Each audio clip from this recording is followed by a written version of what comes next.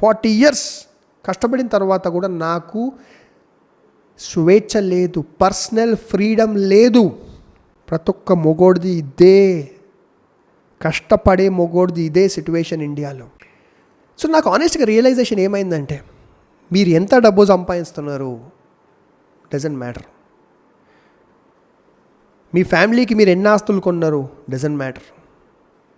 Family గురించి ఒక ఇల్లు మీరు కొనగలిగితే కొన్నారు, గ్రేట్. దానికంటే ఎక్కువ ఏం చేసే అవసరం లేదు మీ ఫ్యామిలీ గురించి.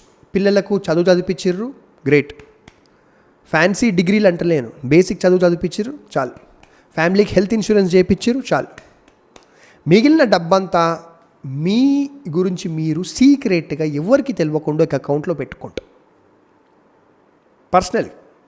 రేపటి దినము మీరు కూడా 40 ఏజ్ దాటిన తర్వాత నేను జాబ్కి ఒక 1 year బ్రేక్ తీసుకుందాం అనుకుంటున్నా, లేదా జాబే వదిలేద్దాం అనుకుంటున్నా అన్నప్పుడు ఆ అమౌంట్ ఏదైతే మీరు జమ చేసుకొని సీక్రెట్గా దాచిపెట్టుకున్నారో అది మీకు పనికొస్తుంది.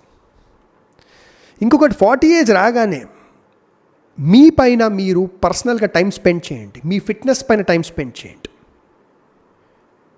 ఫ్యామిలీకేని సొంతంగా అంటే ఫ్యామిలీని వదిలేసి ఫ్యామిలీని ఇంట్లో పెట్టి ఫ్యామిలీకి అన్ని ఫెసిలిటీస్ ఇచ్చి మీరే పర్సనల్గా spend time with your self.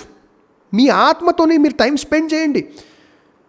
ఒక ఇన్నర్ వికాస్ ఒకడు ఉంటాడు, వానితో మాట్లాడుకోవాలని నేను అరే ఏంది నా జీవితం అని సోలో ట్రిప్స్కి పోండి.